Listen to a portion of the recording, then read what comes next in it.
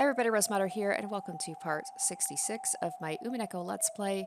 The last episode, the two demons from the very beginning of this chapter, Zepper and Frou, something like that. So they are holding a love trial for the couples, for George and Shannon, Cannon, Jessica, and Beatrice and Badler to see who will end up with their love.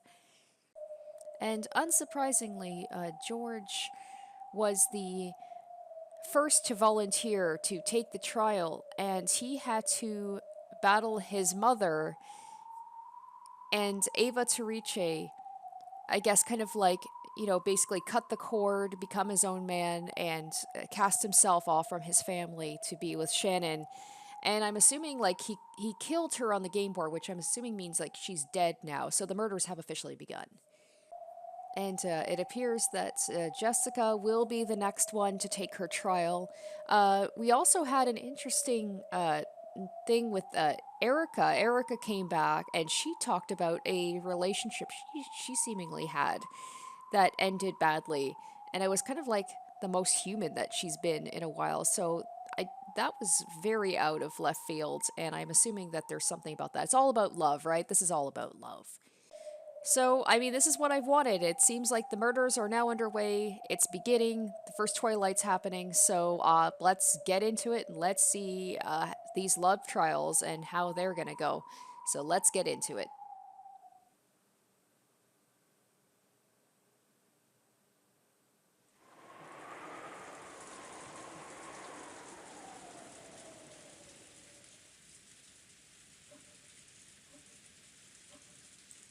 As usual, this year's family conference was getting bogged down. Okay, so we're getting into the actual conference thing. Like, we have not even gotten into that. The last time we saw the family together, it was when they were doing the riddles at dinner, and it seemed like everybody was having a good time, except for Erica bringing, the whole mood down. Everyone had decided to cool their heads for a moment, and a short break had been agreed upon. The four siblings could say whatever they wanted, but Natsuhi and Kyrie, for example, were outsiders and found it difficult to speak freely in this sort of atmosphere. A conference where you aren't allowed to say what you want can be tiring, even as you just sit there quietly. Even Kyrie couldn't help letting out a deep sigh.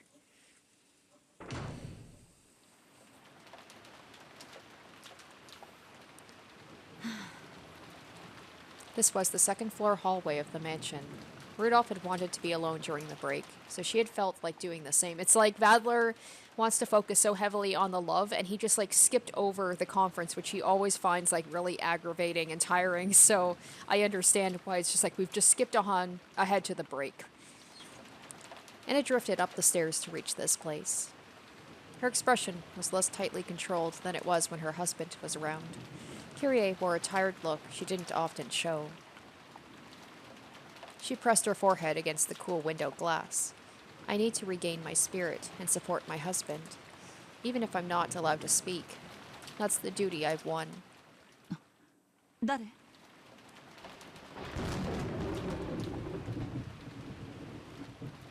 She suddenly sensed another person, turned around. Oh, is this Jessica's trial? What does it have to do with Kyrie, though? And saw Jessica standing at the other end of the hallway. あら、ジェシカちゃんじゃない。ゲストハウスに行ったんじゃなかったの？ちょっと本を取りに自分の部屋へ戻ってたんです。 She is acting weird. そう。ゲストハウスに戻るところ？はい、そうです。嫌な雨ね。風はだいぶ強いのかしら。今は比較的弱いみたいです。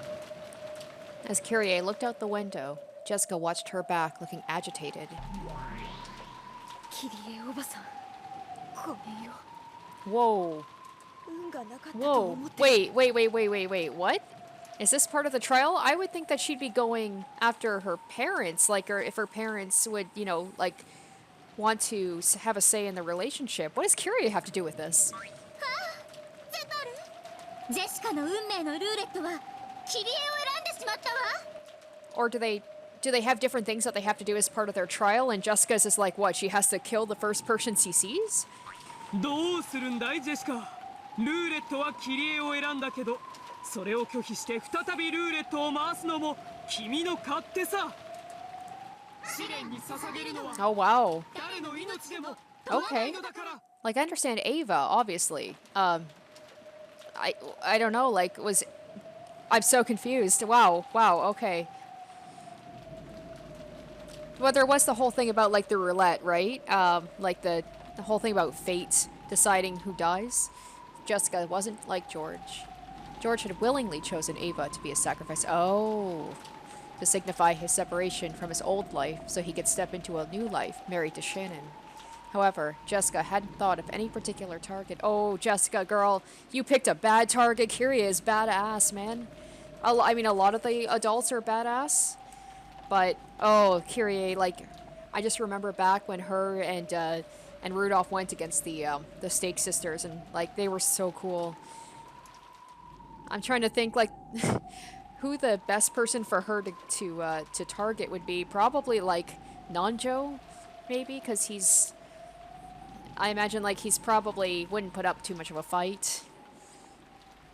Her parents, she would, like, have a hard time because of the relationship. But, oof. So she had left it up to the roulette of fate. Kumasawa, I hate to say it, but Kumasawa would be an easy target. That roulette was nothing very grandiose. She had simply walked around at random, imposing rule on herself, saying the first person she met would be chosen as the sacrifice.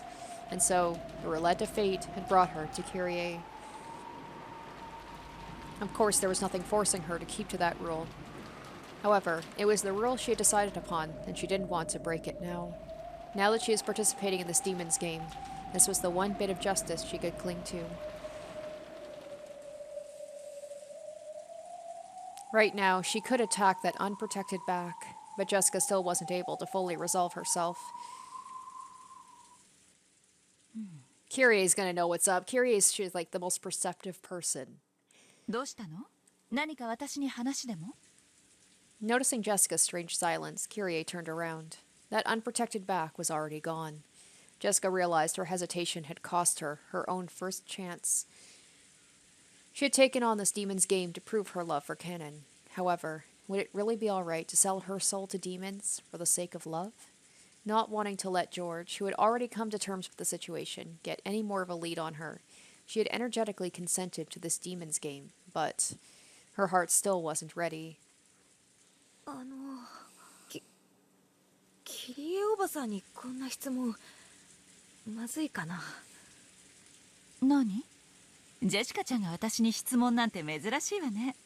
答えられるものだといいんだけれど。実は私好きな人がいるんです。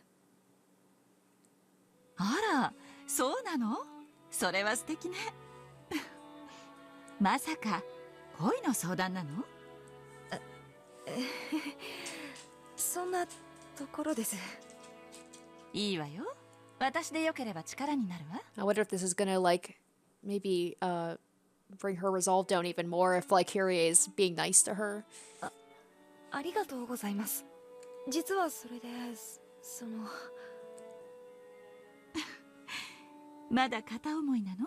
いえ、そこから両思いになりたてって感じのとこです。ただ結ばれるには試練があって。試練？何それ？私たちともう一組の恋人たちがいて。Well, technically there's 3. 争わなくちゃならないんです。三角関係？ Oh, I guess she said the two of us. Does she mean like the two of us and like her and Cannon and another pair of lovers, or like her and George and another pair of lovers? それとも四角関係？複雑そうね。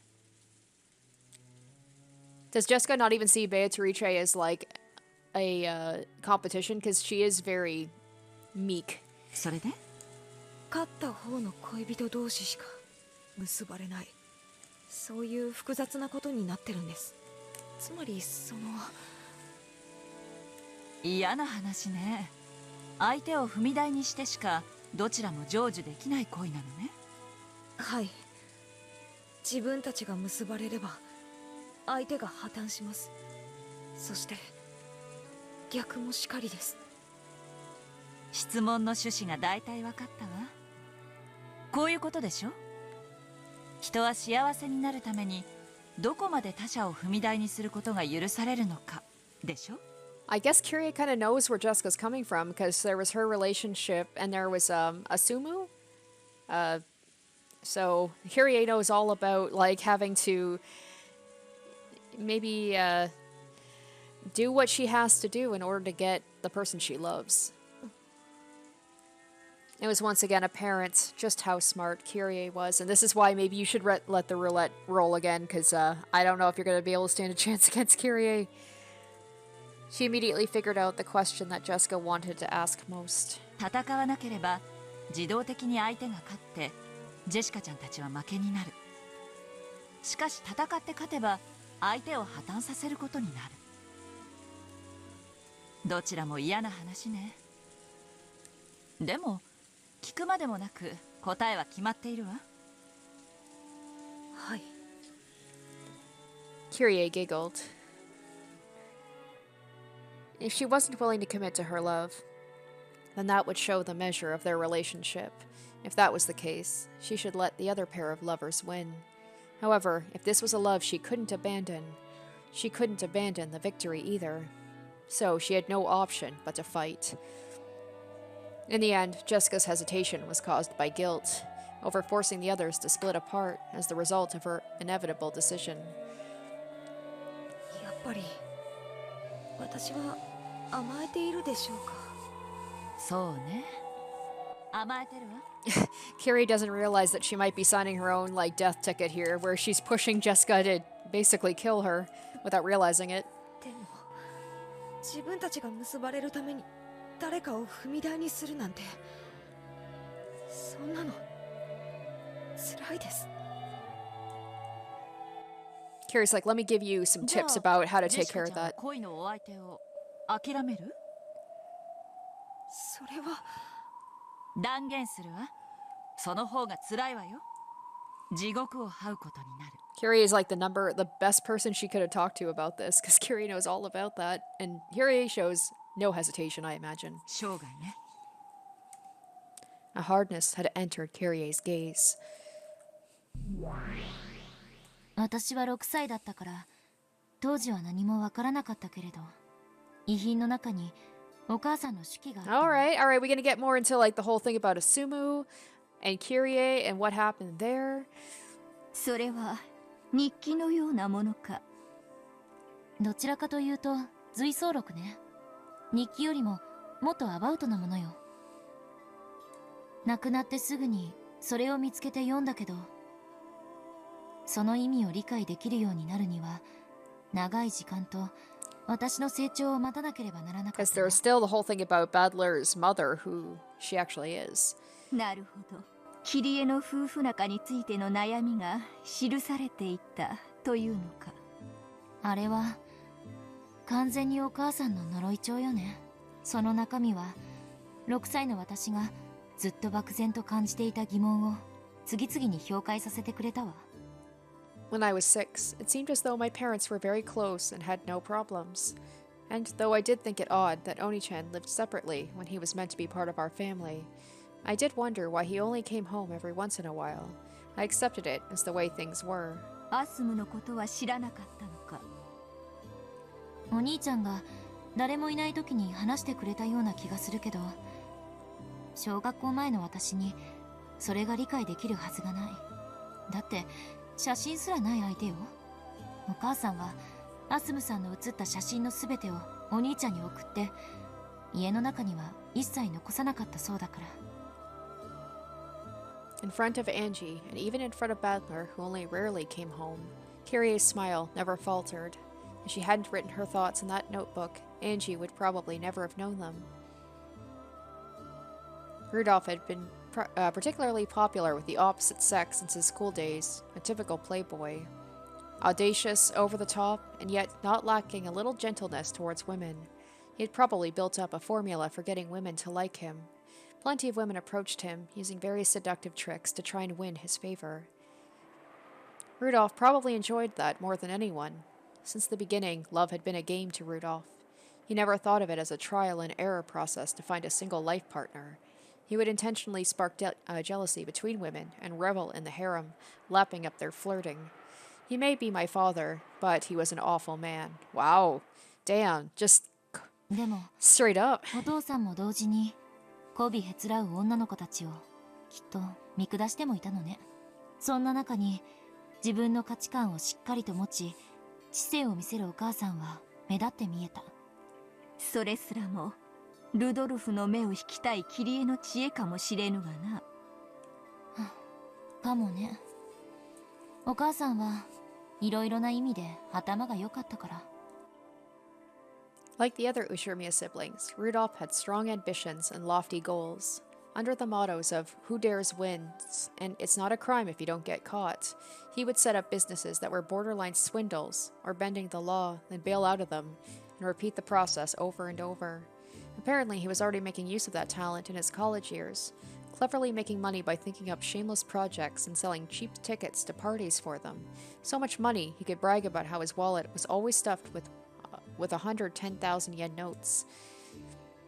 Many women fell for his charisma and being the man responsible for these radical projects, as well as his thick wallet and generosity. It would be a lie to say Kyrie was not one of them. However, what made Kyrie very different from the other women was that she could also support Rudolph as a business partner. Rudolph would laugh all the way to this bank as his large-scale party succeeded. His female entourage would surround him, and Kyrie would be the only one among them to be able to calmly point out several ways the income and expenditure could be improved upon, and even lay out a proposal for the next project.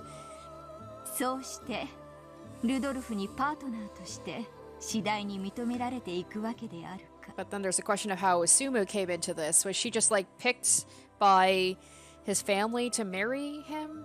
Or 男子厨房に入るべからずっていうように女もまた財布に入るべからずって空気はあるわよね。女はおごられて当たり前。男の出す1万円札をどうやって捻出しているかは野暮だから聞かない、知らない、興味もない。キリエは金に対する価値観が男性的であったということだ。in that regard, Rudolph noticed something unique about Kyrie. He knew all about how much hard work it took just to make one of those 10,000 yen notes. So somewhere inside him, he looked down upon those extravagant women who never even considered the efforts he had undertaken. Among all of them, only Kyrie possessed the same sharp financial intuition as Rudolph. Every time Rudolph thought of a new plan, he would talk to Kyrie about it, work out the kinks, and make it succeed. In this way, Kyrie steadily worked her way up until she was the number one of Rudolph's large group of followers. でも、お母さんだって女。他の女たちにちやほやされてるお父さんを見て、心が安らいでたかどうかは疑わしい。ナンバーワンよりオンリーワンの方が良いというもの。そういうこと。お母さんはお父さんの右腕として活躍しながらも、その陰では狡猾に他の女性を切り離していったわ。お母さんの恋の成就はもはや時間の問題だった。アスムは Yes, there we いつから go. いたのか。 I have to say, I was not expecting to get a backstory on Kyrie in this episode, but I'm here for it. ルドルフさんの取り巻きの一人よ。いいえ、取り巻いてさえいなかったわ。ただのファンの一人だったわ。Was it just that Asumu... But the thing is, there's the whole red truth about Asumu not being Badler's mother. So I'm like, the only thing I could see is, like, if he got Asumu pregnant. So, like, the family says, like... And then maybe Rudolph has kind of, like, an old-fashioned way of thinking, like, well, you have to, you know, step up and get married and be a family. If that's the case, don't just abandon the woman. 話したことはあるんですか？もちろん。私は彼女のことをよく知ってるわ。ルドルフさんがアスムさんの名前さえ知らなかった一番最初からね。あの子もきっと頭のいい子だったのよ。狡猾だったわ。私は頭の良さで目立とうとしたけど、彼女は全くその逆で目立とうとしたの。頭の悪さで。肥後欲のかきたて方がうまいって意味よ。こびてイチャついてくる女たちの中で彼女の仕草の一つ一つが派手な女たちに触傷を起こしていたルドルフさんには目立って見えたのよ。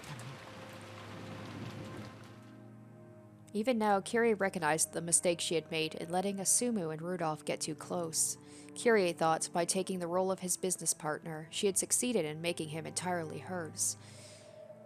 She might have been a little conceited, and her arrogance in trying to eliminate the relationships the other girls had with Rudolph might also have contributed. Perhaps she sometimes tried too hard as a business partner, putting too much pressure on him, regardless of the fact it was justified. Bit by bit, Rudolph started to need a woman who could stay quiet and soothe him, without making him think about anything complicated. That woman was Asumu. 私は冷酷で知的、合理的で経済的、カルネアデスの船板のような状況があったら躊躇なく相手を蹴落とすわ。そんなパートナーがあの人にはふさわしいと思っていたから。However, though that ruthlessness had made her reliable on the business side of things, outside of business, it might have disturbed Rudolph deeply. At some point, though Rudolph still acknowledged Kyrie's skill, he began to yearn for a quiet, warm acceptance. Asumu filled that role completely. She would never talk about anything complicated. Even if he did, she would just shake her head to say she didn't know. However, she would care more for him physically than anyone else, quietly putting a blanket on him and staying by his side until morning. So it's like Kyrie didn't act... 確かに私はビジネスのパートナーの座を手に入れた。 Kyrie didn't act like enough of a quote-unquote woman. She was acting too much like a man. しかしいつしかルドルフさんには心を癒してくれるメンタルのパートナーが必要になっていた。私は愚かしくも知的を自称しながらそれに気づけずにいたわ。それでルドルフおじさんはアスムおばさんと結婚を？ええ、そうよ。取られた。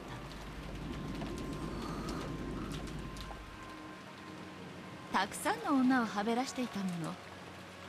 今さらどこの女と遊んだって情を移すような人じゃない。それにあの人にとって女なんて遊びでしかなかったもの。だからこそ私は体以外を武器に自分の存在を示していた。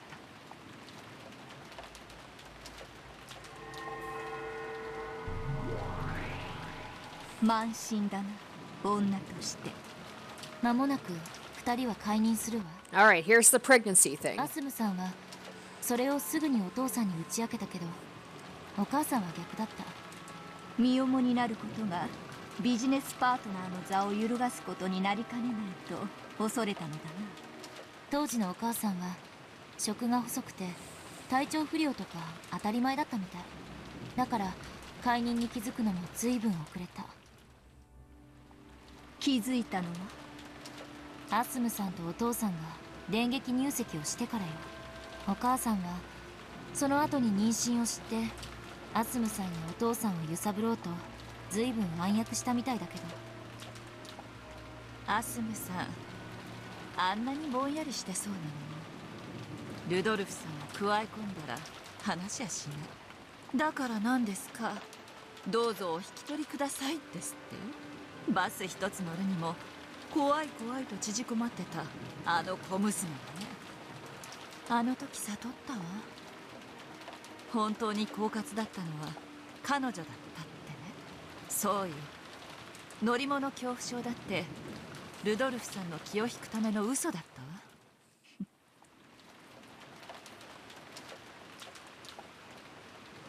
ごめんなさい、こんな話を聞いてもつまらないわよね。いえ。せめて私の産む子だけでも認知させたかったわ。ルドルフさんもそのつもりはあったみたい。病院もきっちり手配してくれたし、アスムさんの出産が近づいても、海外しく私のところにも来てくれた。 So that's the thing about the pregnancies. They were both pregnant about the same time. So I'm just like... So Asumu, and there's a whole thing about the family register. So, like, maybe something happened where maybe, because if the red truth says that Asumu is not Badler's mother, I mean, the only other explanation I can think of is that Kyrie is actually Badler's mother, but they hid it. もはや向こうが本当の奥さんなのね。ひどい人だわ。ほんと。But then that's a case of, like, if that's, then what about Asumu's kid? Like, what happened to that person, that child? After that is the tale I can't bear even to tell. Both Asumu and I had the same delivery date, and yet her pregnancy led to marriage, while mine was completely meaningless. I swore to bring up my child well, so Rudolph-san would be proud to call himself its father. Okay, and it was a boy? I don't know if this was ever brought up. This makes me think more and more. I'm like, okay, maybe Badler is Kyrie's son. Asuma-san had won her battle against me. However, I hadn't yet lost the war. It's been a while since this whole, like, pregnancy, baby, Asumu, Kyrie thing has been brought up, so I can't quite remember what's, like, already been told. Like, maybe Asumu lost the baby, maybe had, like, complications, maybe the baby died, like, when it was very young, so maybe Rudolph asked Kyrie, like, can we like take the baby and register it as Asumu's kid? I don't know. If I could make my child excel far more than Asuma-san's, if I could make my child the one that Rudolph-san most respected, I would be rewarded. That's what I believed. しかし Oh. キリエの子は死産だ。 Oh shit. Okay, never mind. Never mind. Everything I just said is out the window. Okay. ええ、アスムさんにはお兄ちゃんが生まれた。 But then there's the red truth. But then also the red truth was said weird. It was something like Badler, like Asuma-san. Oh my gosh, how was the red truth written? It was kind of strange. Was not born of Asumu-san or something like that. しかしお母さんからは誰もお母さんのせめて第二夫人の座に残りたいという最後の希望は絶たれた。 Well, damn. So much for that theory. I guess it would be too obvious, you know. Kyrie had fallen from his partner to his second wife, and then, unable to give birth to the bond of a child, she tumbled down to being merely his mistress. I can't imagine how much she must have hated Asumu and her child, Badler. そんなのをお首にも出さず、お母さんはお兄ちゃんとも親しげに接してたわ。ショックだった。あの優しいお母さんがお兄ちゃんにそんな負の感情を持っていて、それを隠しおおせてたなんて。憎かったであろうな。でしょうね。もし死産がアスムさんで、お母さんの方がお兄ちゃんを出産していたなら、何か歴史は変わっていたかもしれない。もしもそうだったなら、アスムさんと離婚させて、自分と再婚するようなシナリオを描きたいと思ってたみたい。それも随想録にか。ええ、だからこそそれは随想。もう涙で濡らしたシーツの端を噛みながらのお母さんの怨嗟。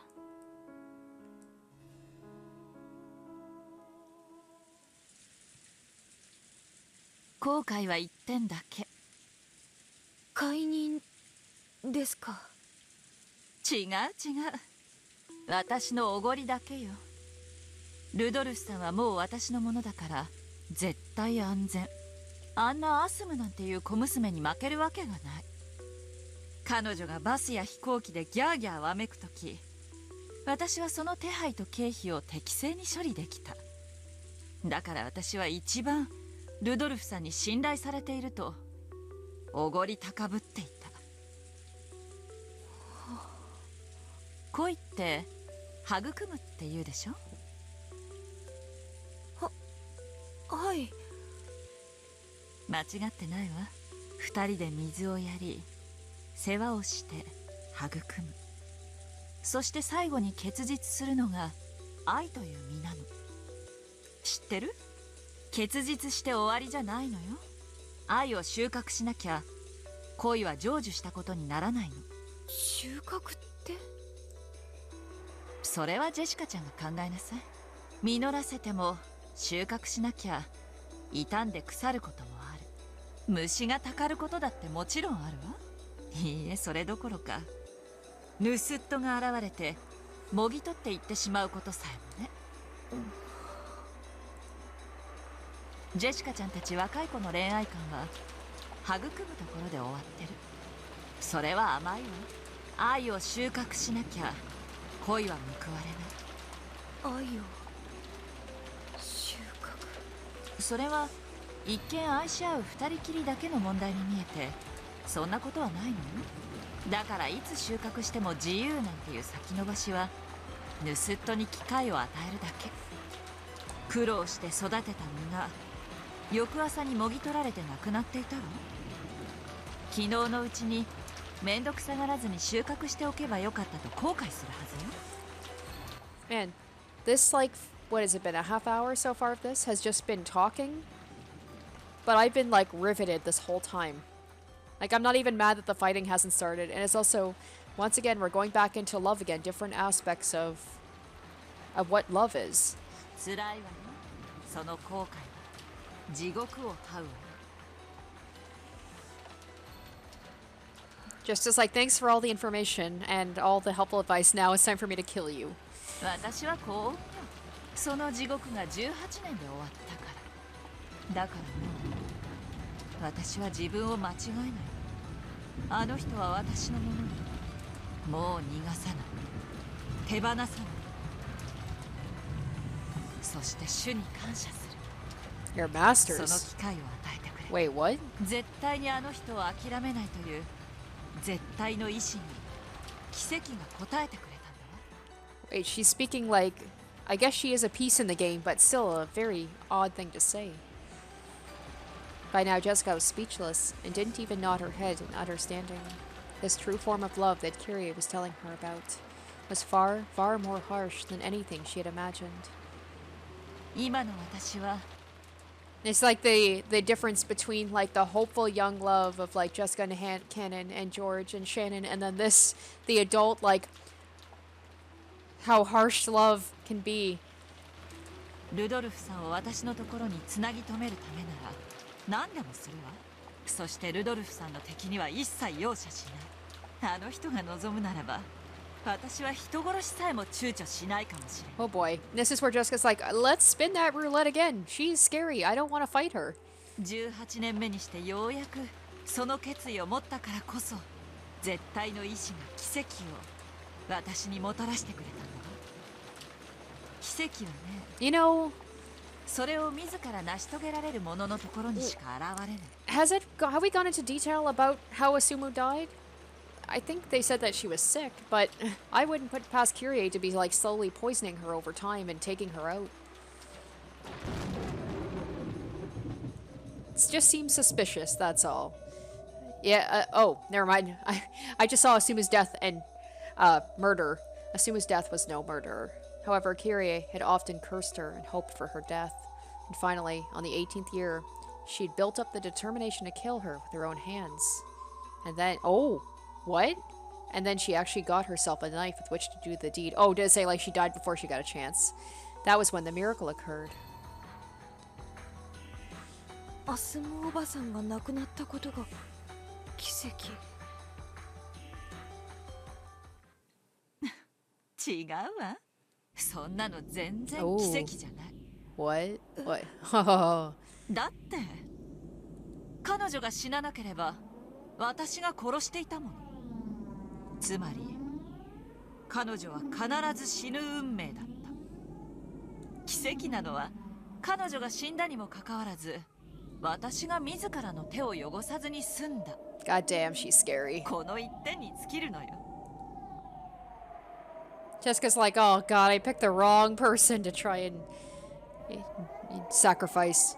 Until now, Kyrie had never shown Jessica, no, she had never even shown Rudolph, that glint in the deepest depths of her eyes, and told plainly and clearly that romance and love are not the sweet and fluffy candies that young girls imagine them to be.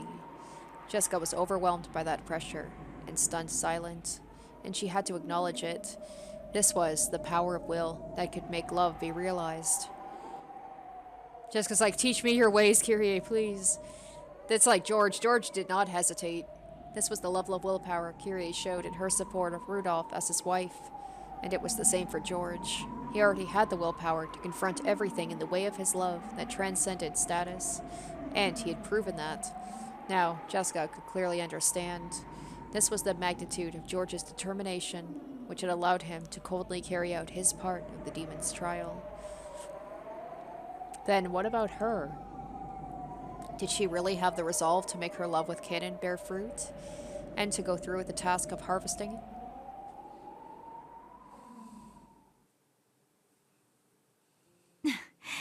ごめんなさい。軽いアドバイスのつもりが怖がらせすぎちゃったかしら。この天気のせいね。軽く凄むだけのつもりだったのに、加減を間違えちゃったわ。Kyrie let a relaxed smile rise to her face. The tense atmosphere finally slackened. However, her words had been gouged into Jessica's heart. ジェシカちゃんの恋がどんなものかはわからないけれど、ライバルがいて、お互いが譲れない状況ならばなおのこと、のんびりなんかしてられない。じゃないと私みたいになっちゃうわよ。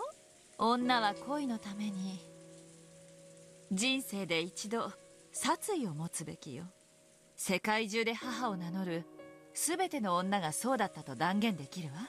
だって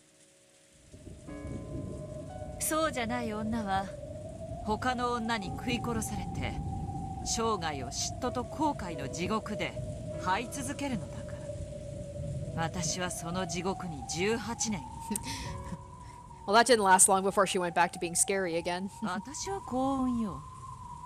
たった18年で恩赦になれた。あの地獄には今も大勢の女たちがいて死ぬまで出られないの。後悔する自分を自らの手で処刑しない限りね。なんていうか言葉もないです。エールを送るつもりだったのに、私ったら脅しすぎたわ。本当にごめんなさい。恋愛なんてもっともっと気楽でいいのよ。恋愛なんて本当に火遊び。誰でも簡単に気軽に遊べちゃう。そして間違えて大やけどした時、その傷が生涯残るんだけどね。Regrets and love will never fade. That was all that Kyrie had been trying to communicate. It wasn't like Kyrie to tell her life story instead of just saying something like that directly. In fact, her past was a topic she usually avoided. However, Kyrie might have felt as though Jessica deserved to hear. Jessica had timidly brought up the subject of love. Perhaps Kyrie had opened up and told everything, because she had seen the fires of Jessica's determination in her eyes. じゃあ、私はそろそろ戻るね。Alright, this is when the fight's gonna begin. 今の話、私たちだけの内緒よ。With a mysterious smile on her face, Kyrie turned around.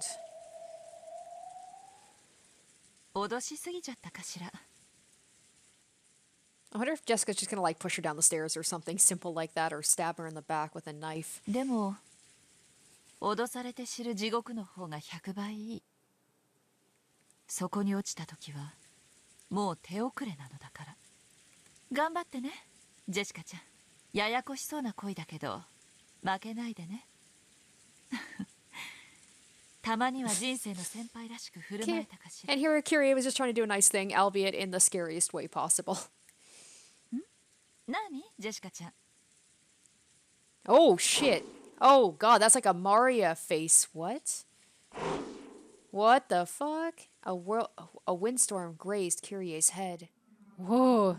It had missed by a hair. This is giving me like the flashbacks to like Hinamizawa, when it looked like they were possessed.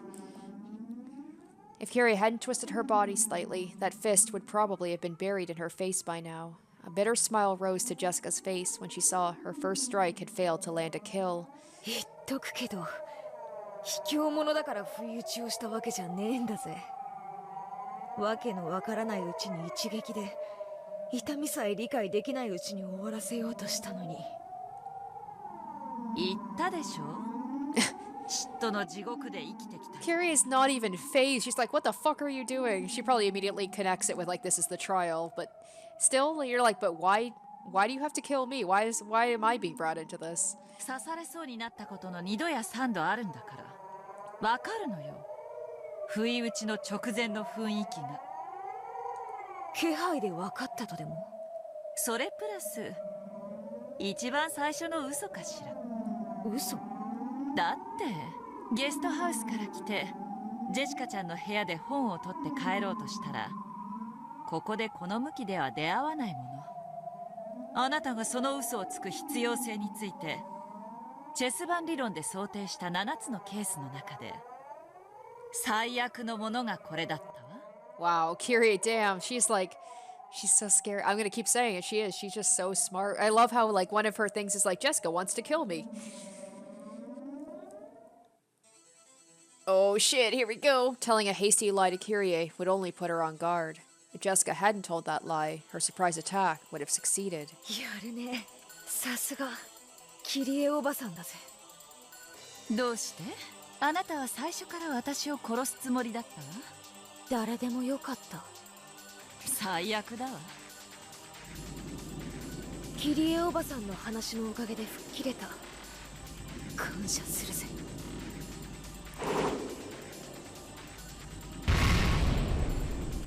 I don't know. I don't see Jessica winning this one. Maybe she'll surprise me. I know. Like Jessica, she's a tough girl, but Kyrie dodged the punch, placed her hand against that fist, and slammed it against the wall. Ordinarily, being made to punch the wall should have caused Jessica to hurt her own hand, but she's got the power of canon to help her, right? Just like with George when he had the magic circle thing that Shannon does. Roll around, clutching it in pain. However, Jessica's fist had left what looked like a meter-wide crater in the wall. Damn, she's like Super Saiyan. She's full strength. Instead of a look of anguish after smashing her fist against the wall, Jessica clicked her tongue in irritation at having missed. すごいわね。さすがクラウス兄さんの子だわ。 Right? A boxer, right? ボクシングでも始めたの？ Impossible. Jessica's barehanded. She isn't holding any sort of weapon at all. 抵抗しないで、おばさん。頭一発。痛みなんか感じさせない。 Kyrie tried to look confident, but she couldn't hide her confusion with this unreal destructive force. If that punch had hit her, her head probably would have split open, like Jessica had said, killing her without any pain. 行くぜ。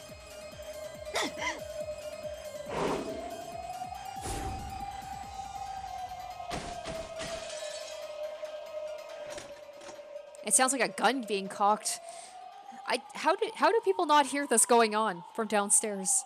Kyrie's kick off the ground and leap backward had been an instant slower. Her gut would probably have been pulverized, though she would have avoided it by a hair. Jessica's left body blow was followed by a terrible tornado-like gust of wind, which blew Kyrie back. これは夢？私寝ぼけてる？わけがわからない。 This Jessica looked like the normal Jessica, but something was different. It wasn't human, and common sense didn't apply to it. This had to be some kind of nightmare. Kyrie slowly stood up. Then she looked at Jessica, noticed the several meters between them, and realized just how far that blast of wind had sent her flying. 恨んでくれていいぜ。でも私もキリエおばさんの言うように弾けないんだ。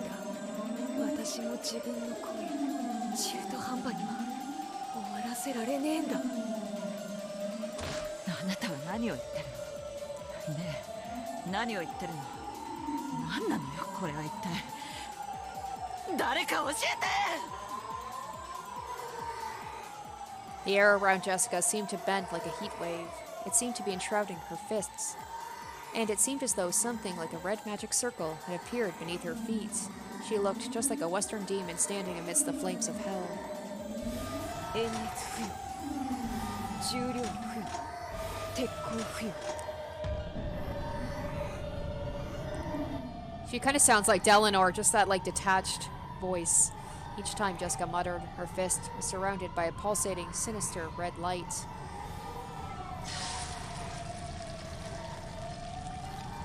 Those fists, which were even giving off smoke, surely represented the iron hammers of hell wielded by demons.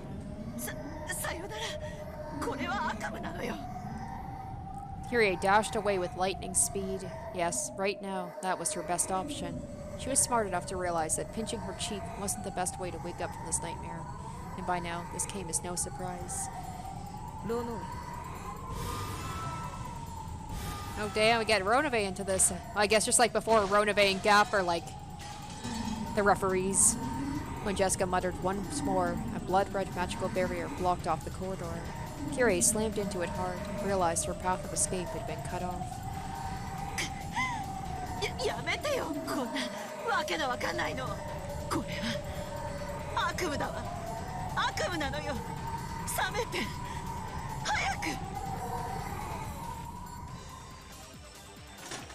Ah, 悪夢だぜ。それが望みならすぐに覚めさせてやるよ。一撃さ。動かないで。 Jessica slowly stepped forward towards her, enshrouded in flames. Each time her feet lifted off the floor, boiling steam hung around her footprints. This was a true nightmare. Kyrie clutched her head in her hands, shaking it over and over again. Ah,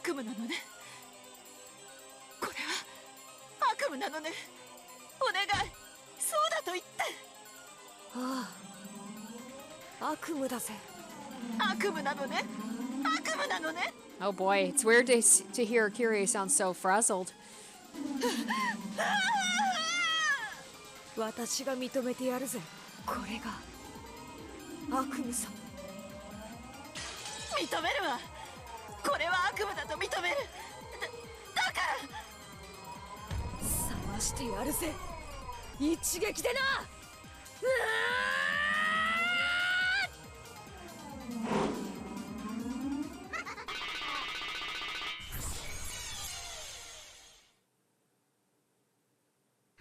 Is that it? Wow. Wait, oh! Wait. Okay. It seemed a little bit too... It was like the opposite with George, where it seemed like Eva Torice had him like on the ropes for most of it until he came from behind. And in this one, it seemed like Jessica for sure was gonna win, but alright. Somehow, Kyrie's got some help here. Jessica's neck twisted at an odd angle, and she staggered backwards. Her eyes rolled back into her head. But then again, it's no fun if there's like it's too one-sided, you know? As though she didn't have a clue what had just happened. The demon stake was buried at an angle into her forehead. It pulled itself out of her, spun around, then became Leviathan and landed. The hole left behind in Jessica's head spewed blood. 悪夢の中だっていうなら、私の悪夢に出てくる友人がいてもいいわよね。Oh, that's right. Wasn't it her and this stake before when they were fighting against each other? Because Kyrie's like, oh, you want to talk about like envy? She's like, I had to deal with it for 18 years. 嫉妬の地獄の友人よ。危機一髪だったわ。ありがとう。感謝は早いわ。こいつ耐えてる。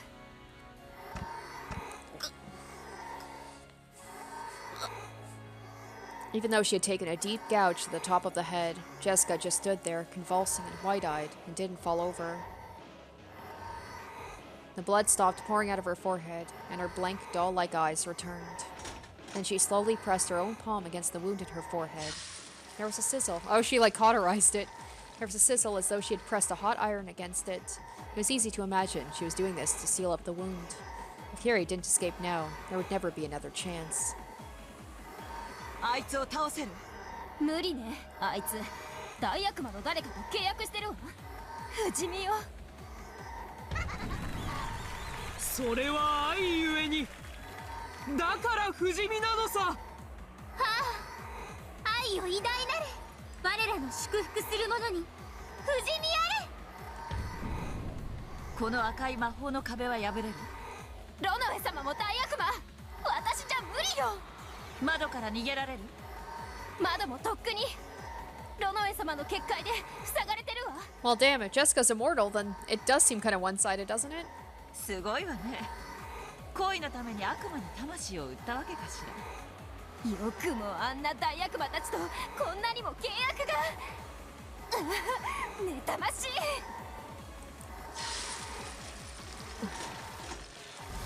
装甲不要、全属性防御、攻撃反応装甲不要。 In response to these words, this time her entire body pulsated with a red light. She had upgraded herself with a defensive power that would ensure Leviathan's attacks would never work again. あいつ何を言ってるの？自己増強よ。エンチャントっていうの。今のあいつは私に二度と貫かせない防御力を持ち、その上攻撃者にダメージ反射する力まで持ってる。もう人間じゃないわ、化け物よ。なんだ、さっきと大して変わってないわね。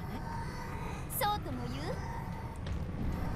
最初の時点から勝ち目がないことに何の変化もないわ。痛かった。でも効かない。 Jessica slowly lifted the hand that had been covering her forehead, and there was no longer any hole there. The hall was blocked by barriers in both directions, and even the windows were sealed. There was no way out. そこの部屋の扉封印されてる？ただの施錠だわ。でもただの部屋よ。窓はあるけれどすでに封印されてるわ。つまりは密室、私たちの棺桶ってわけ。棺桶？上等だわ。鍵を Oh, 開けて。 Kyrie's got a plan. 妬ましいわ。あんたにしか開けられないなんて。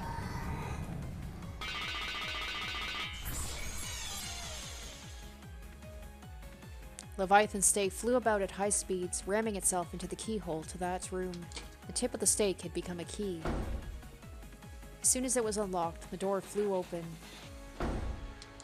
Both of them fell into the room and quickly locked it. Oh, here we go. Locked room scenario. Are we gonna find Kyrie's body and Ava's body? If they're represented in the stories being killed, their pieces being killed. This was probably Kraus's study. Its soothing furnishings brought about a sense of nobility that Kraus would probably like. 正常なんかしてもあいつは扉を一撃で打ち砕けるわ。キリエは自分で自分の棺桶の蓋を閉じただけよ。でもね、棺桶の中で私たちにとどめを食らわせたかったら蓋を開けなければならない。With dim eyes, Jessica tilted her head upon hearing Kyrie's words. 何を言ってんの？ She's walking into a trap. その小さな部屋がどうしておばさんを守ってくれると？確かにこの部屋は密室だわ。私たちの退路はない。でもね、あなただってこの部屋には侵入できないの？それが密室というもの。And yet people are always seeming to be able to get into a locked room. そんなちっぽけな部屋のこんなちっぽけな扉一枚でどうして私から逃れたつもり？ It's like Kyrie's gone meta, and she's like, I'm using the locked room to my benefit. The confused expression on her face, Jessica looked wearily between her own burning fists and the door. Then slowly, she sent that pulsating red light to her fists. She repeatedly enchanted her fists to give them the destructive power for the killing blow. こんな扉粉々にしてやる。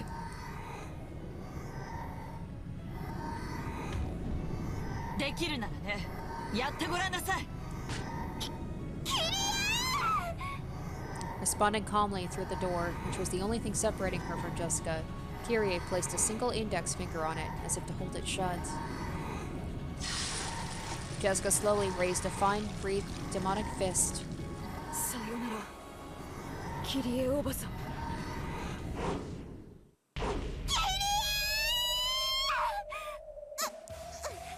Oh, here we go. Phase 2 has begun. Jessica's fist slammed into the door in slow motion. It was the same kind of slow motion often seen as a special effect at the climax of a movie. However, this was no special effect. Jessica's fist really was slowing down as though it was being sucked in, like a spoon sinking into a jar of honey. That punch was no longer a punch. It was no more than a knock. 嫉妬するのよ。と私は恋に対する甘えと傲慢から18年嫉妬の地獄を張ったわ。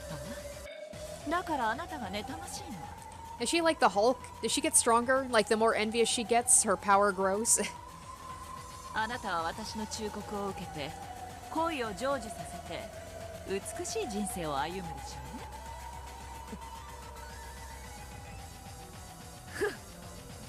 ああ、妬ましいわ。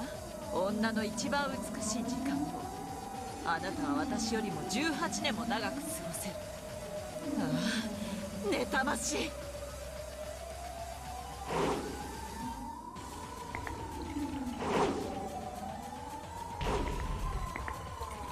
Jessica tried to slam her fist against the door over and over again. However, as soon as her fist approached it, its speed plummeted. She could barely knock, much less smash the door.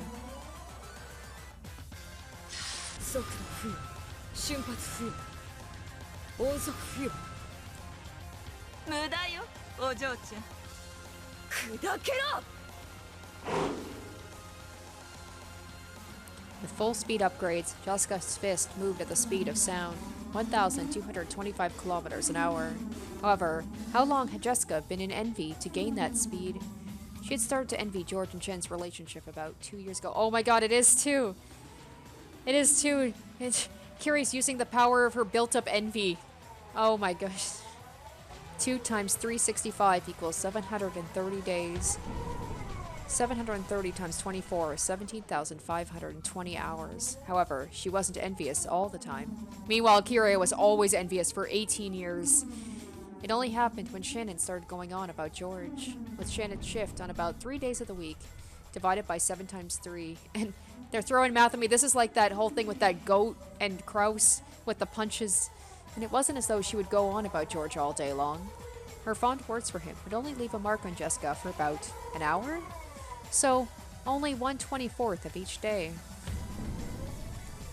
17,520 divided by 7 times 3 divided by 24 equals 312, rounded down. The number of hours that Kyrie had been jealous was 157,680. In other words, this was a scant 0.2% of the time that Kyrie had been jealous. Even 1,225 kilometers an hour, the speed of sound becomes only 2.45 kilometers an hour in the 1 in 500 world. わかる？あなた、恋も嫉妬も足りないわ。Even Jessica's sonic fists were no faster than a walking child in Kyrie's world. Jessica ground her teeth, her fist still pressed against the door. If someone could have seen this from both sides of the door, it would have looked as though Kyrie was holding it shut with a single finger. さすがキリねえ、この部屋は密室でしょ。ジェシカちゃんはせいぜいノックをすることはできるけど、中の私たちには指一本触れることはできない。ベアトリーチェの密室定義ですが、何そこうなるとこの密室ちと厄介ですが、密室殺人を行うのは人間には不可能。それが行えるのは魔法だけです。ジェシカ様が真に魔法を理解されない限り、もはやジェシカちゃんに私を詰めることはできない。やがて時間は進み、私がいつまでも戻らないことに気づいた親族たちが屋敷を探し始めるの。そしてあなたは観測される。魔女も魔法も観測されたら消える。悪夢の時間はもう終わりよ。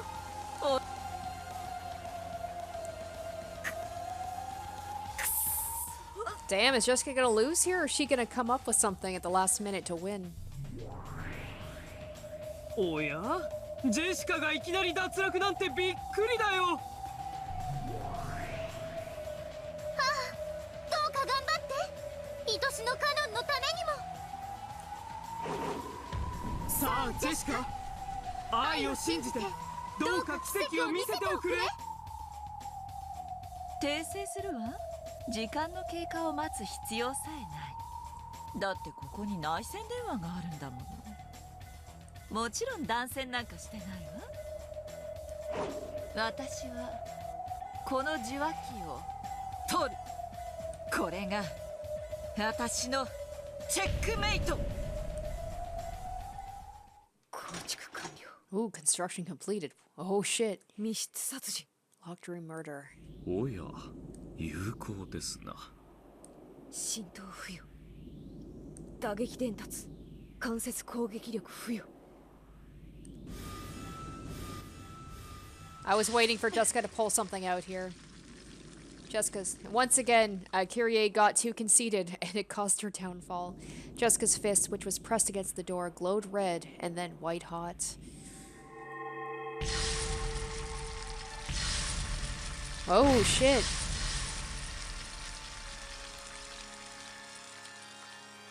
Jessica didn't even swing her fist. She just kept it pressed against the door. However, Jessica's murder reached inside the locked room. Through the cracks in the study door, through the keyhole, burst the flames of hell. Jessica couldn't see what was happening inside the room. However, even here, on the other side of the door, she could tell that the flames of hell had swallowed the entire room.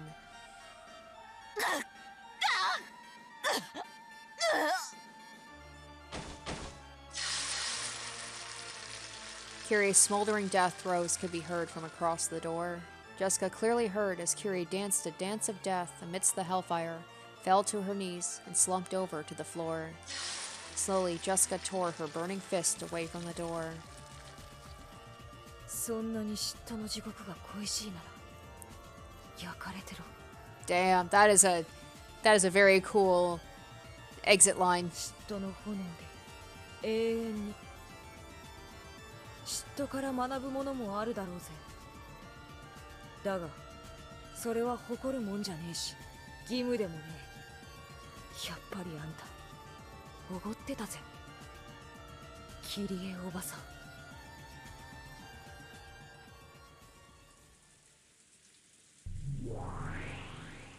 お見事な密室殺人ですな。後片付けを頼むぜ。やがて見つかる遺体が黒焦げじゃあまりに申し訳がない。きれいにしてやってくれるか。かしこまりました、お嬢様。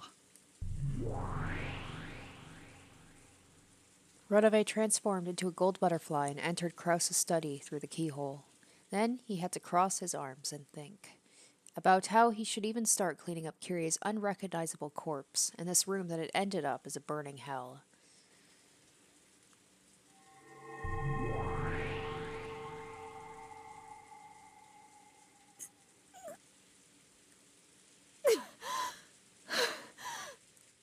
Jessica finally let out the breath she had been holding down in her chest.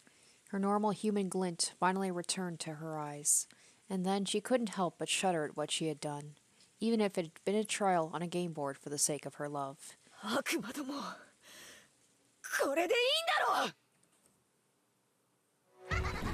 ええ、お見事です、ジェシカ。あなたの愛も本物だ。George welcomed Jessica with crisp applause. Beato timidly tried to join him, but Jessica yelled at them, and she stopped. ゲーム版の上の話じゃないか。そこまで悲しむことじゃない。理屈じゃ分かってる。でもだからって心の整理がつくわけがねえだろ。お嬢様、カノン君、私君のことが好き。諦められないよ。だから示したよ、私の気持ち。 Maybe I was mistaken when I said that Shannon and Cannon had helped with the magic circles and stuff. I don't think that's the case. It looks like they were just watching from the room. Maybe it was Ronove and Gap that were behind that. Maybe are Cannon and Shannon, are they going to have their own trials that they have to do? Because they're a team, right? Which implies that they both have to do something. 私間違ってないよね。間違ってないよね。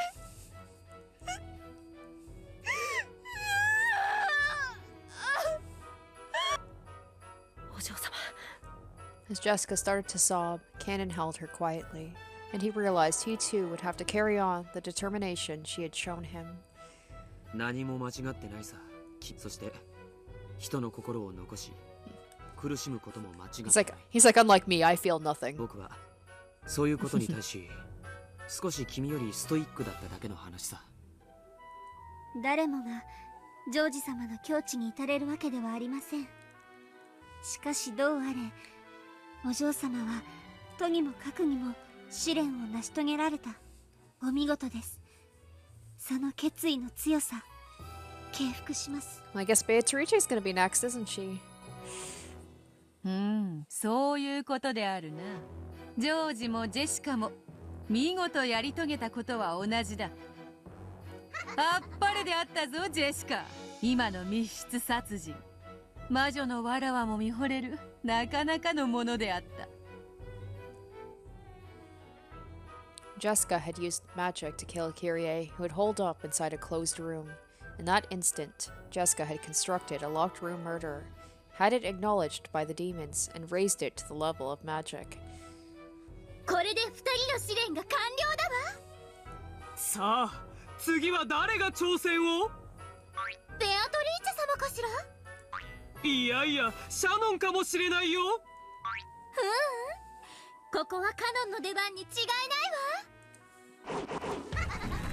さあ名乗り出てほしい。次は誰？誰が試練を？魔女がゲーム版の殺人に臆してどうするというのか。奥手も過ぎれば恋を殺すぞ。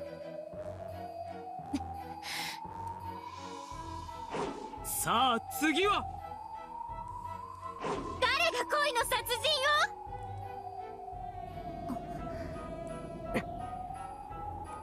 を？ The three who remained looked at each other. If the other two are going to spend a few more moments hesitating to raise their hands, I will raise my own instead. All three thought this at the same time. So, they all raised their hands at the same time. The ones they loved had already shown their determination. They had to carry on.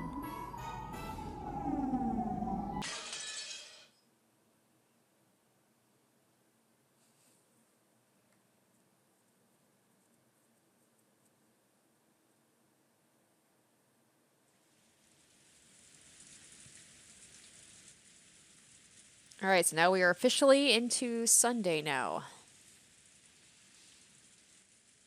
Now we're back to the human world. Rosa could be seen in the parlor. Well, actually, maybe not, because I mean, it looked like we were in the human world before, and that's when that fight happened. So it looks like Rosa might be the next to die. It seemed the relatives all wanted to be alone now that they had dispersed for a short break. Since everyone had avoided the parlor, the obvious place for people to gather, Rosa was able to have this relaxing and comforting room all to herself. That didn't mean she looked relaxed. Her expression was heavy with gloom and weariness. The cup of black tea she had brought from the dining hall had gone stone cold. Comforting silence. Now that no one else was in sight, Rosa's heart finally awoke. She was always treated like a kid in the conferences with her three siblings. She had no influence at all. But possibly because of that, she was apparently considered to be a neutral party. The siblings would often ask for her agreement, sometimes even treating her like an educator or a judge. それをうまく生かして私の望むように会議を誘導しなくちゃ。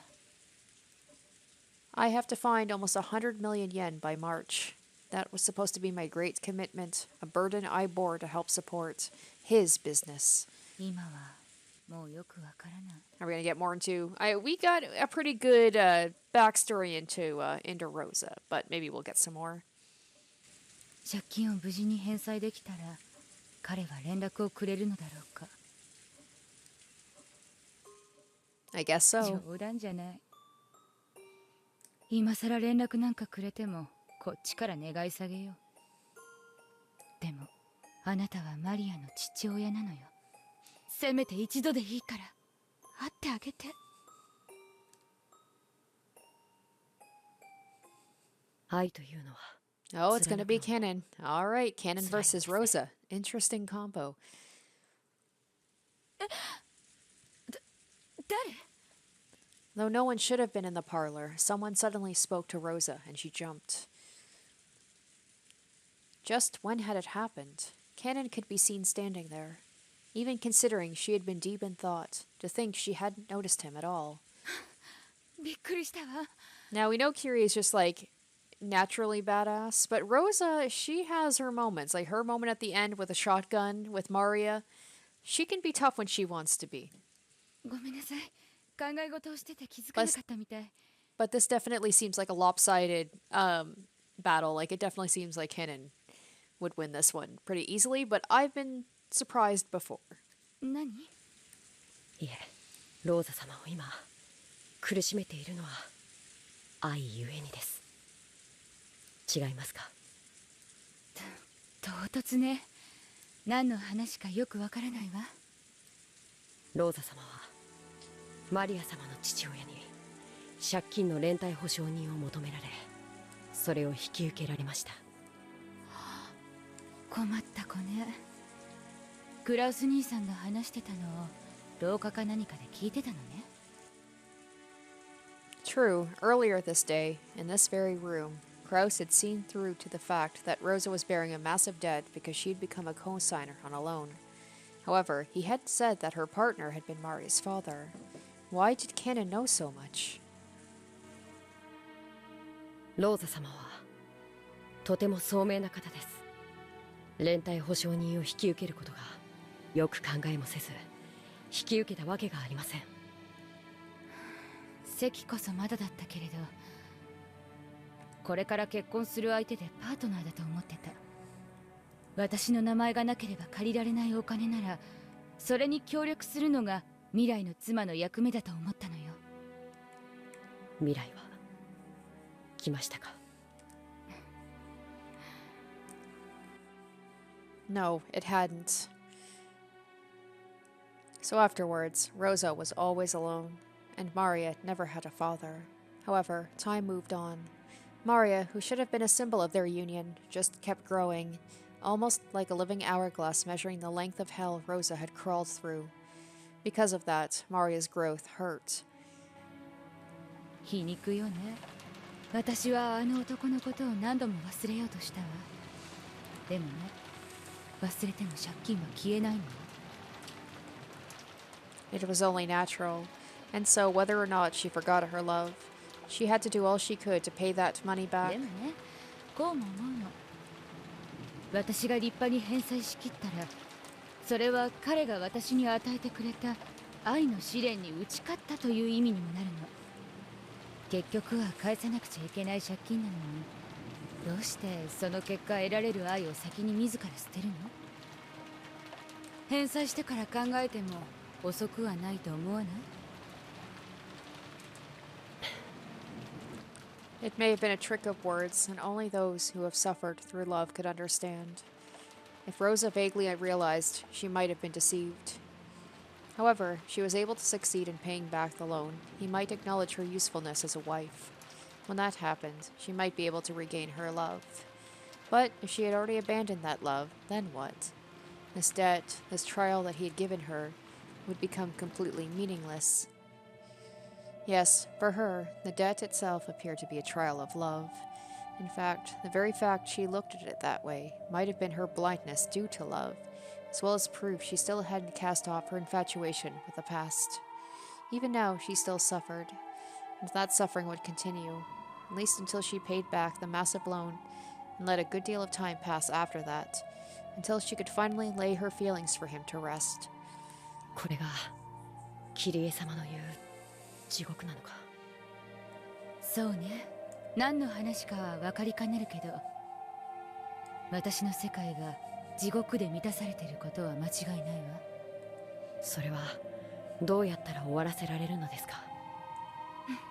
さあね。それが分かったら誰も恋の病に蝕まれたりはしない。 Well, I think I said it before, it seems like all the sides of love are being looked at, the sweet, wholesome, innocent, young love, and then, like, the after effects of love gone wrong. Things that love will make you do. That disease is a serious one. It sometimes eats into a person for their entire life, spreading to and hurting the people closest to them. That disease was torturing her now as much as it ever had. キリエさんの話が出たから言うけど、彼女の話は私にとって希望、夢なの。Though she had her man stolen from her, she persevered for 18 years. She never fell to despair, and instead continued to support Rudolph, lying in wait for a miracle. マリアはまだ9歳よ。キリエさんが待った18年のまだ半分じゃない。それくらいで音を上げてたら彼女に笑われるわ。あと9年で奇跡が起こると思いますか？それを疑ったらおしまいよ。ある意味私は亡霊なのよ。私はすでに死んでいる。それに気づかず生きている。決して来ない人を永遠に待つ亡霊。そうよ。彼の夢を応援したいなんて甘えたことを言ったあの日に、私は多分もう死んでいた。やっぱりあの日は後悔すべき日だったのかしら。俺には夢がある。海外を巡りたい。このちっぽけな日本を飛び出して必ず大物になって帰ってくる。懐かしいわね。あの頃の私は互いの途方もない夢を認め合うのが恋人同士だみたいな考えだった。だから彼も私がデザイナーとして大成してパリで新作を発表して取材陣にもみくちゃにされるなんて夢を楽しそうに語って喜ばせてくれたわ。思えば本当におかしな地に足がついてない日々だった。互いに互いを浮かれさせてふわふわし合ってる感じだから、彼が日本を飛び出したいなんて言い出した時、私はそれを喝采して応援を約束したわ。Acknowledging each other's great dreams that might never be is a standard sort of pillow talk for lovers. And once they start to translate into actual action, from that point on, I should have been serious and practical. 私はあの日彼を見送ったことを長いこと誇りにしてた。今も誇りにしてる。でも後悔もしているんですね。そうよ。あの日泣きわめいて反対してたら私は地獄に落ちなかったかもしれない。それを笑顔で見送ったのが私の勝利？違うわ。それはある意味戦うべき時を自ら放棄した不先輩みたいなものだった。私はその負けを美化して男の海外への挑戦を笑顔で見送り、海外しく娘と帰りを待つ良き女の幻想に酔ってるだけ。電話一本よこさず彼が教えてくれた住所への郵便も転居先不明で戻ってくるのにね。ここが地獄よ。戦うべき時に戦わなかったことを死ぬまで後悔する地獄。私はその地獄に娘まで引きずり込んでいる。いっそ誰かに殺されたい。Cannon's like, well, aren't you lucky? お前はすでに殺された。亡霊なのだと宣告されたい。But when the time comes, if Cannon, I don't think Rosa's just gonna lay down and let herself be killed. 恋は戦わなくちゃ地獄を這う。そう、恋は戦うもの。勝って得るか負けて死ぬか。でもどうか死を恐れないで。なぜならそれは安らかな眠りだから。真に恐ろしいのは勝てず、そして死ねもしなかった眠れぬ亡者たちの落ちる地獄。その地獄に終わりはない。恋の戦いは戦いもせず死ねもしなかった者に最も残酷なんだ。恋は当たって砕けろってわけだ。そういう討ち死にはせいせいするよな。人を最も苛む毒薬は恋を腐らせて作るという。その苦しみはどのような悪趣味な地獄の拷問をも上回る。She said this as a warning to motivate her double and little sister, encouraging her to take on any trial, no matter how severe. わかります。 After all, when my desire to have Battler Son one day accept me wells up in my chest, I can feel the seed that resides there. その種を芽吹かせるも死なせるも自由。でもそのまま胸の中で腐らせれば、きっとその毒は私を永遠に苛む。それこそが我ら千年の魔女をしても最も恐れる世界で一番恐ろしい拷問だ。見届けよ、恋を愛を軽んじる者たちよ。このローザの地獄こそが恋の種を芽吹かせる勇気を持てず、腐らせたる者がたどる末路。 It's pretty sad. Rosa's just like seen as a cautionary tale. Kyrie's is like a story of triumph and perseverance. その苦しみは自分の手では終わらせられない。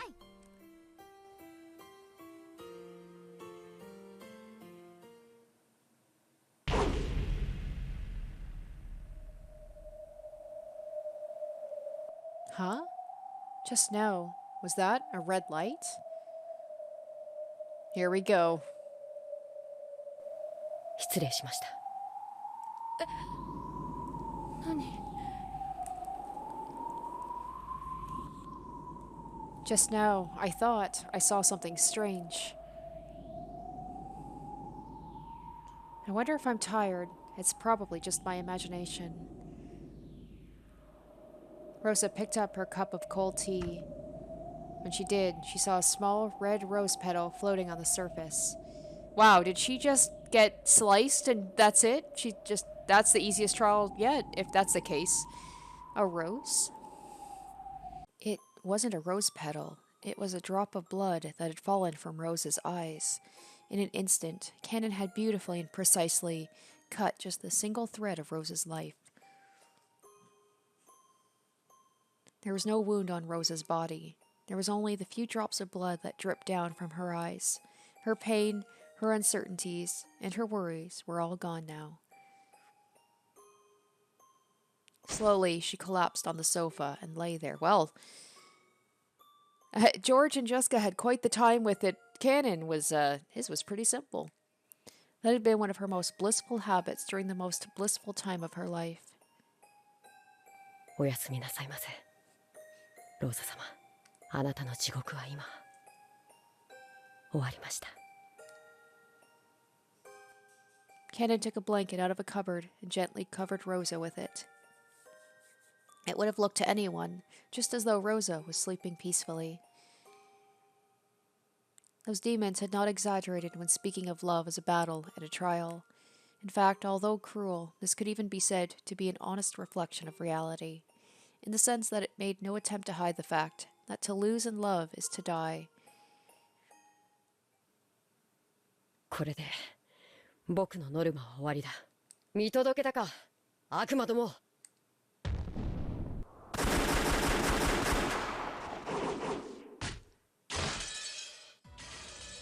Oh, here we go. Alright, it wasn't so simple after all. Oh, Maria. She's gonna turn into Witch Maria. Oh, shit.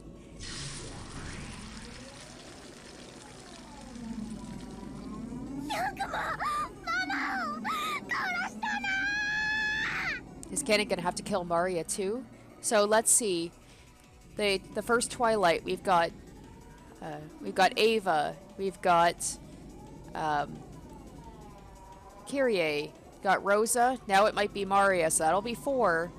And now we still have, like, Shannon's gonna have to do her trial, and Beatrice's gonna have to do her trial.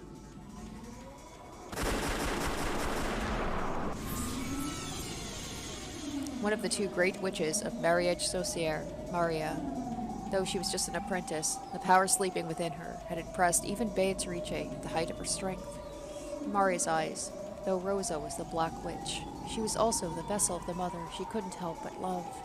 Her anger at having that stolen from her was near madness.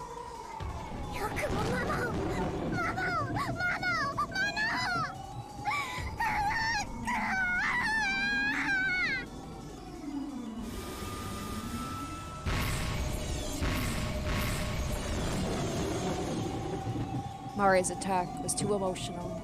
Because of this, she didn't notice that Kennen had already disappeared in the span of a few short moments, and she released her brush in what had been empty space. In the meantime, Kennen had jumped from wall to wall around to Maria's back.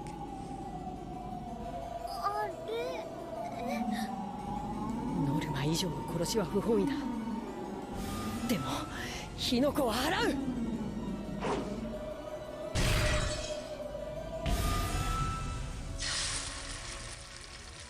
Oh, Sakataro, of course. お前。外交官特権。僕とマリアを照準することを許さない。しまった。 The red trailing sword that extended from Kennen's hand dissipated in an instant. He managed to make it reappear, but when he tried to use it on Maria and Sakataro again, it vanished once more. Because of Sakataro's power, he was unable to make either of them the target of his attacks. いた。いつの間にそんなところに。ウリュウ。マリアをいじめる人は誰であっても許さない。 Maria finally noticed where Kennen was, and she slowly turned around. Kennen made his sword materialize yet again. But no matter how often he tried, it kept fading out like a flashlight with a bad battery. もう逃がさない。マリアのママを奪った罪、許さない。殺す。ママがみんなを殺したように、無慈悲に殺す。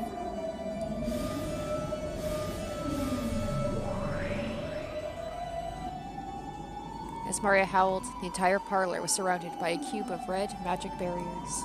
It was a locked room symbolizing a barrier that Kennen could never escape. くそー。こんなところで。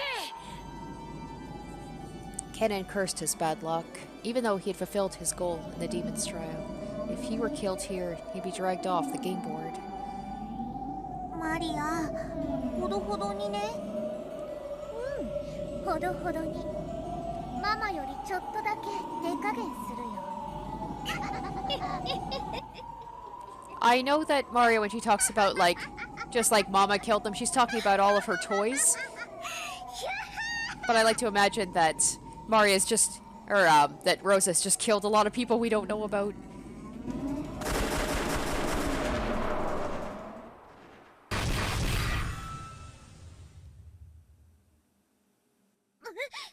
Oh shit. Is that Shannon? Is Shannon gonna be teaming up with Kennen right now? Be like, even though we're fighting each other, I still won't let them hurt my brother. It is Shannon! And Maria's gonna be Shannon's sacrifice. ゼパル様、フルフル様との契約により、お命頂戴いたします。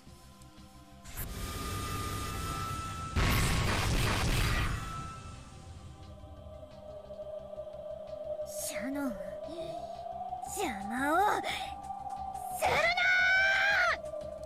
ー！無駄だよ、シャノン。マリアは誰にも照準できない。はい、照準など大それたことはいたしません。ただ私は身を守るだけです。 I wonder if Shannon's gonna do it in a way that's gonna have Maria's attack reflect off of her and hit Maria. So it's like, technically, Shannon didn't attack her. A cylindrical red magical barrier surrounded Shannon as she stood in the center of the parlor. Its brightness and thickness grew, and its radius quickly expanded, filling up the room. And it wasn't targeting Maria. Shannon was wielding this power to protect herself. so Sakataro's power did make it disappear. お嬢様への気持ちはこんなところでついえるの。しっかりなさい。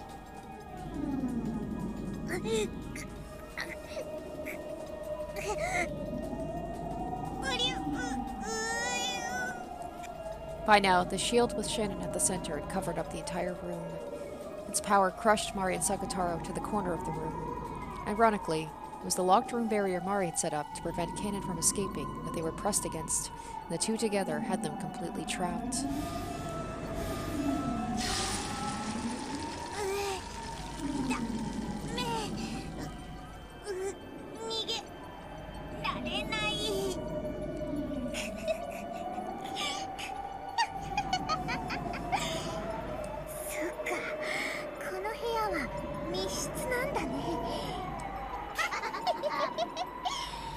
ベアトの魔法を否定する探偵気取りにはちょうどいいかもしれない。チェックメイトです。マリア様、よろしいですか？うん、いいよ。潰して。それではこれにて。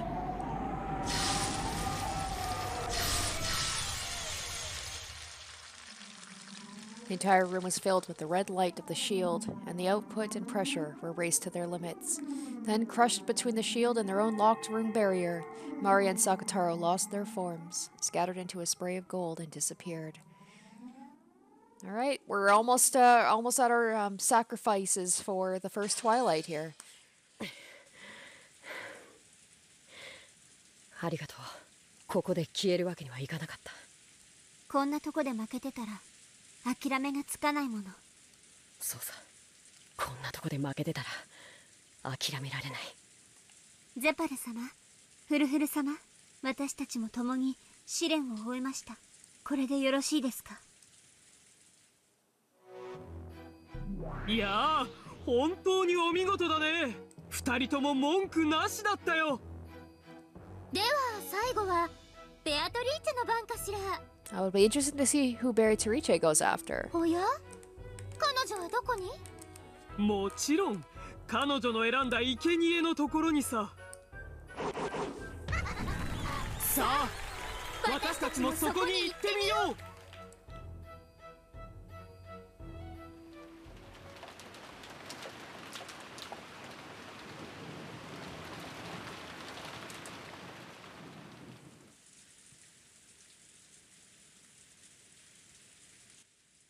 Oh, it's gonna be Natsuhi, of course.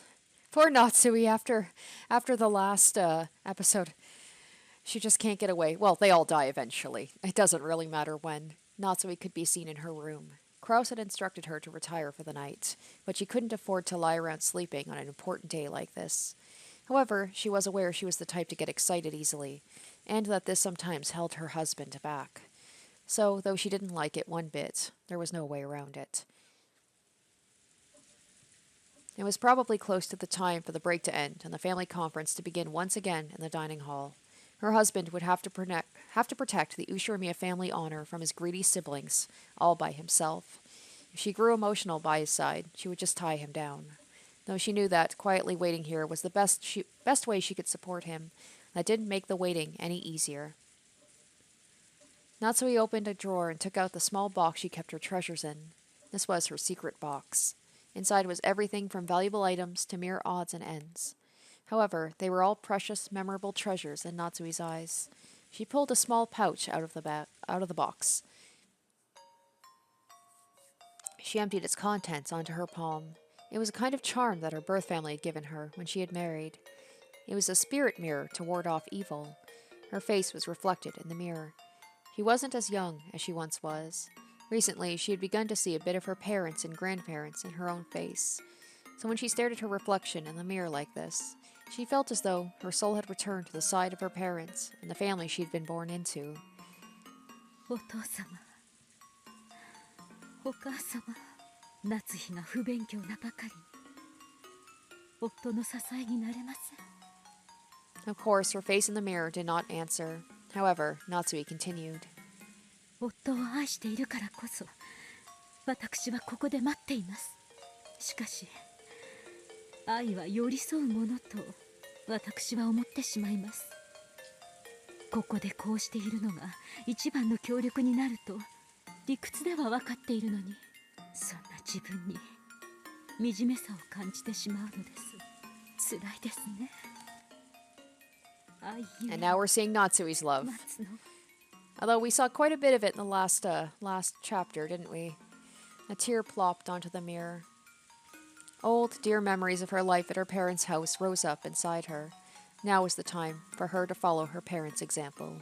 When her father came home late, her mother would always sit up straight, waiting for him, prepared for him to arrive at any moment. She would always wait for him, kneeling in the entrance hall. And no matter how late he came home, she'd always wake up all her children and line them up to greet him. At that time, I only thought of her as being exceptionally strict. But at this age, I finally understand how strong she was, persevering in her love for her beloved husband, even after being left alone in charge of the house. その夫への愛ゆえに見知らぬ赤子を抱かされるのが許されなかったのですね。 Oh, we're going back to the child here, aren't we? We're bringing this up. The sudden voice made Natsuhi jump up and look about the room. When she did, there stood a Western lady wrapped in an extravagant dress. Natsuhi was confused. There was no one like this in the mansion. However, though this was supposedly her first time meeting this person, it felt as though she had seen her somewhere before. Her anger at the ruffian who had snuck into her private room, and her confusion over the appearance of someone she didn't know caused her mind to go blank. So much so, it took quite a bit of time before she realized this was the witch of the portrait. あなたが19年前のあの日に見知らぬ赤子を殺めたことに私は罪を問いません。何の話ですか？ Beato had chosen Natsuhi as her sacrifice. It was because of what Natsuhi had done to Badler. Oh shit! Wait a minute! Hold up. Hold up. What? I put this out in my theory video that maybe it was a far-fetched thing that maybe Badler was the baby that Natsuhi was given, but what? Is this confirmation, or is Beatrice just thinking that the baby was Badler? Hold on. Beato didn't know much about the details of Badler's birth. However, after discovering the fragment of the previous game, she had learned there was a chance that Badler was the baby that Natsuhi had pushed off a cliff 19 years ago. Okay, just a chance. Although that was just a blue wedge that Badler had used to protect Natsuhi from being framed, Beato thought it might be a confession from Badler himself. And if that was the case, to her, Natsuhi was an enemy who probably forced Badler to live a painful life. Okay, I forgot that Badler had used that as, like, a possibility. 夫への愛ゆえに夫の血を引かぬ赤子を殺した罪を私は愛ゆえに問いません。 Alright, so Beatrice is making this personal, this sacrifice, unlike Kanon and Shin who just chose theirs randomly. Same with Jessica. 何の話か分かりません。出て行って。ここは私の部屋です。ならば私の愛ゆえにあなたを殺すこともまた。 Beato slowly stuck out her arms, and with both hands, she squeezed the air in front of her. That squeeze tightened around Natsuhi's throat. Natsuhi's heels lifted off the ground, and a faint purple hand shape appeared around her throat. I'm trying to think of who could step in to help Natsuhi right now. Like, Kyrie had the stake of envy. Rosa had Maria. Maria had Sakutaro. Ava had Ava Torice, but like, who does Natsuhi have? Feels like Natsuhi's got nobody. To an outsider, it just looked as though Natsuhi was standing on her toes in anguish, scratching at her own throat. 愛し合う二人たちが皆決意を見せました。私のバトラさんへの思いがそれに劣っているとは思いません。私私が19年前のあなたの罪を咎めないように、私も自らのこの罪を咎めません。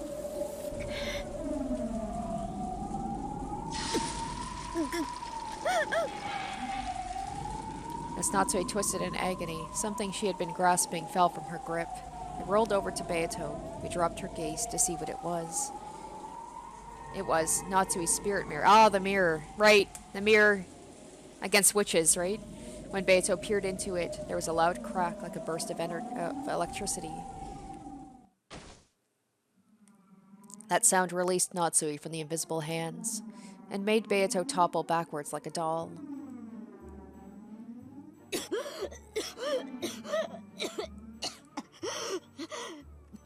Coughing, Natsuhi tried to comprehend what was going on around her. Beato, whose head was still reeling and foggy as though she had hit it against something hard, slowly attempted to get to her feet.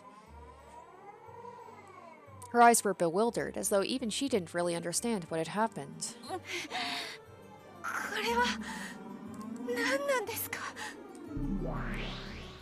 これは意外だ。雲の巣を触っても平気だったそなたが霊境はダメだというのか？私にも何が何だか分かりません。一体何が？ She had thought that only Beato the Elder possessed non-human weak points, such as getting burned by spider webs and wards and having her power sealed by spirit mirrors. However, for some reason, this spirit mirror alone could apparently affect her as well. Even she couldn't understand what about the spirit mirror could have such an overpowering effect on her. But Natsuhi was different. She instantly realized the reason for the hesitation of this unearthly being, this witch of the portrait, had to be the power of the mirror. So she rapidly crawled across the floor and picked up the mirror. Then she stuck it out so Beato could see it. Beato still didn't fully understand what was happening, so still sitting down, she looked vacantly at it.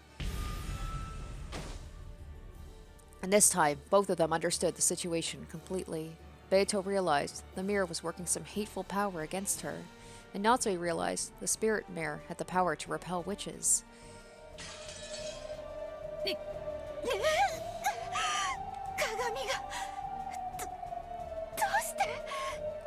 それはお前が横島の魔女だからです。霊言新たかなるこの霊境は邪悪な存在の全てを退けるのです。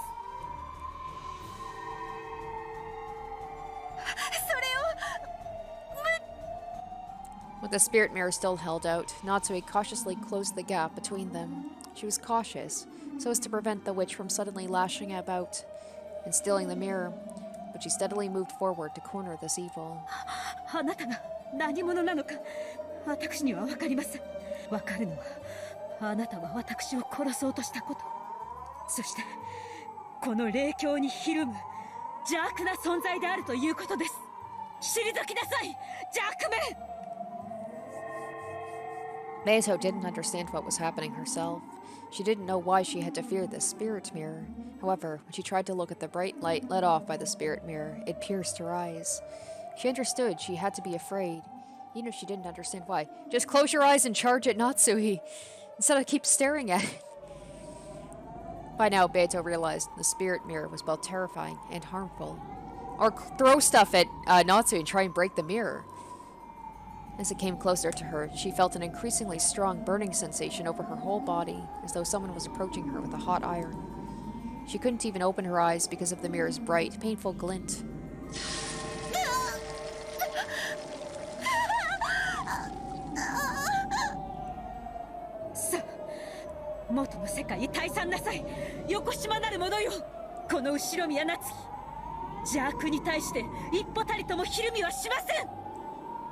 It's no use.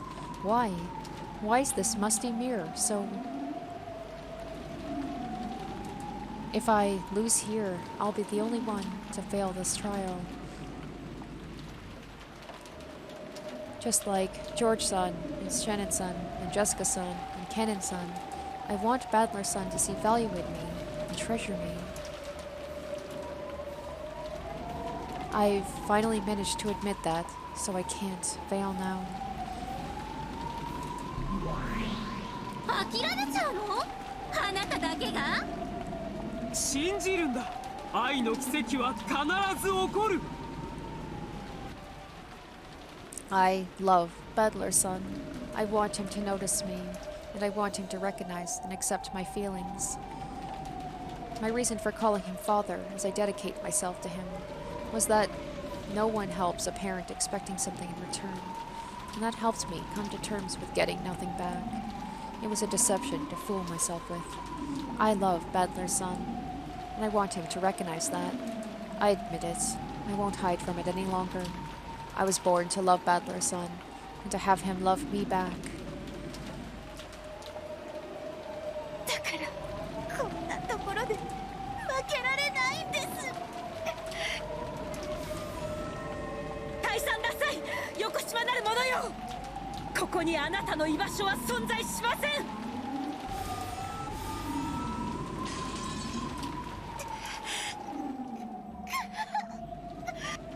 Her determination had come too late. She had possessed it since the beginning.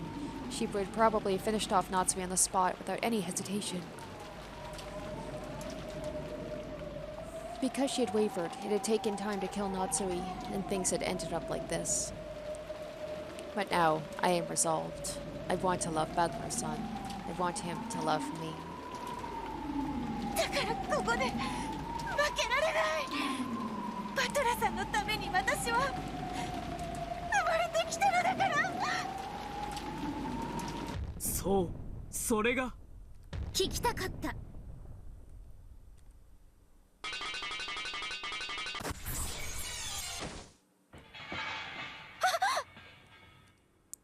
Following a sound like a beetle banging off all the walls in the room, the spirit mirror was knocked out of Natsuhi's outstretched hand.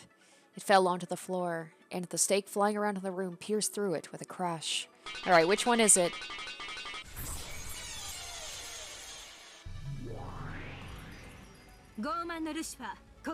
I wonder if it's all of them.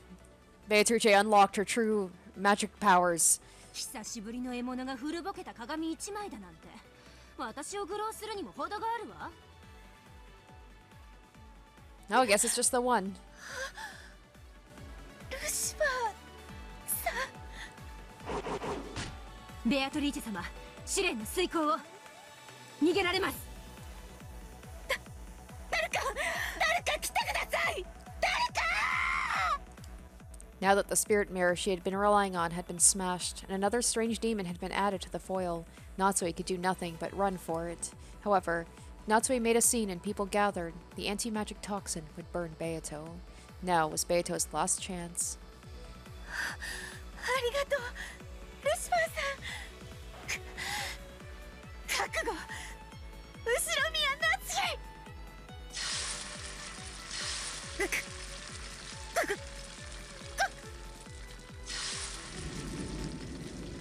Once again, Beato choked the empty air. This time, she wouldn't let her escape. She had to end Natsuhi's pain right away, for her sake, if nothing else. But her strength wasn't enough. While scratching at her throat, Natsuhi fought to escape the room, her shaking hand stretched out to the lock on the door. A locked room is one of the definitions that makes a witch. Even unlocking the door would strengthen the anti-magic toxin a little. Since Beato was at her limit, even within the locked room, if Natsuhi undid that lock, Beato's power would weaken immediately, and Natsuhi would surely escape into the hallway. Their strengths were matched. However, Natsuhi's began to surpass Beato's slightly. The power of the living to live is fundamentally stronger than the power of magic. Of course, Beato was mustering all her might. However, Natsuhi was just slightly stronger. 十分だ。 Oh shit, Badler's coming in. ルシファー、やれ。 Badler, whoa! ギョイ。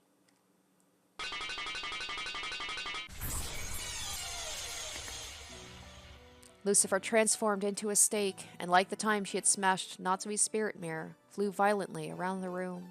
Then she struck Natsuhi's forehead. Natsuhi crumpled slowly. When Beato saw this, she also fell to her knees, breathing hard. ねえゼパル、これってありなの？ベアトリーチェは自分の力だけで試練を成し遂げていないわ。 Yeah, she got the Game Master to help. That feels a little OP.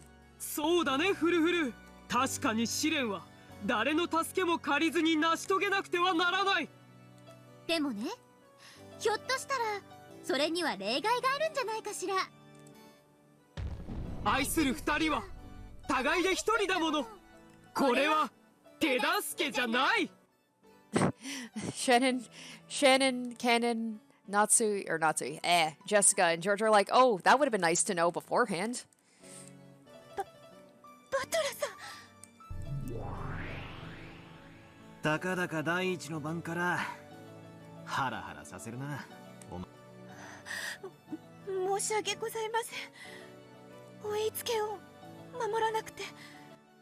He's probably like, I like the fact that you went against what I told you. That's what the Beatrice I know and love would do.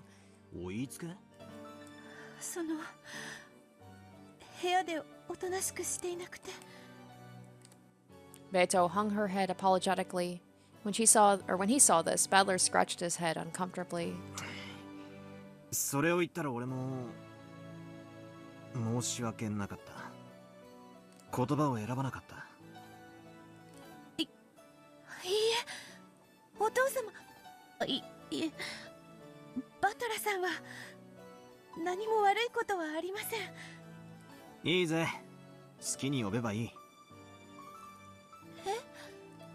Badler had always looked at the new Beatrice sternly. However, that was gone from his expression now. 確かに、かつてのお前は俺をバトラと呼びつけで呼んでいた。俺は最初、お前にそれと同じ呼び方を求めて押し付けていたかもしれない。